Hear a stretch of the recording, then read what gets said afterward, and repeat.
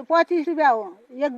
20 औली भन्थ्यो पहिला 25 रुपियाँ 20 औली म बेचेँ हुँ त्यही गरेन म यो व्यवसायमा पुग्छु भन्ने सोच त थिएन यो यो त पुग्छु भन्ने सोच थिएन मौरी पाल्छु र कमाउँछु भन्ने चाहिँ मेरो सोच थियो तर यत्रो लेभलमा पुग्ला भन्ने मेरो सोच थिएन त्यतिखेर हित्ती पारेर जङ्गलमा एकजनाले मौरी काट्यो छ र मलैको छ मौरी लगाउन छोडिदियो छ त्यही उठाएर ल्याग्यौँ तीबाट मैले वर्षमै 1-1.5 घार बिक्री गर्छु भया साल 5-7 क्विन्टल म बिक्री गर्छु घार पनि बिक्री गर्नु घार बिक्री गर्छु रिरी छन् आज 50 घार रिरी छन् अस्ति 50 घार रुपियाँ आफैले बनाएर बेच्नु आफैले बनाएर म आफै बनाएर आफै सञ्चालक हो मैले आफै गर्छु छोराले बाहिरतिर गर्छ बुहारीलाई सिकाइछु छोराले पनि गर्छ मैले पनि गर्छु बुहारीले पनि गर्छ अनि वार्षिकमा 7 लाख रुपियाँ कमाउनुहुन्छ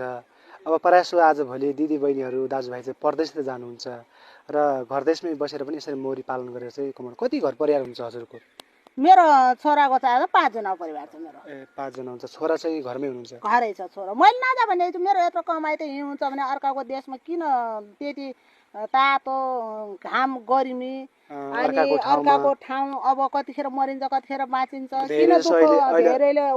मरिरहेको